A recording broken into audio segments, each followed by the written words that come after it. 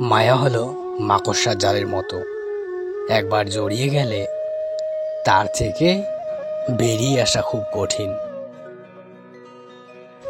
সমাজে এখন সত্যি বলাটা যেন অপরাধ হয়ে গেছে। হয়তো ঝগড়া সৃষ্টি হয়, নয়তো সম্পর্ক নষ্ট হয়ে যায়।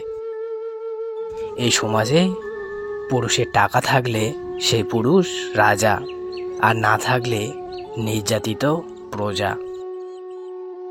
যারা ভালোবাসতে পারে তারা কখনো কাঁদায় না,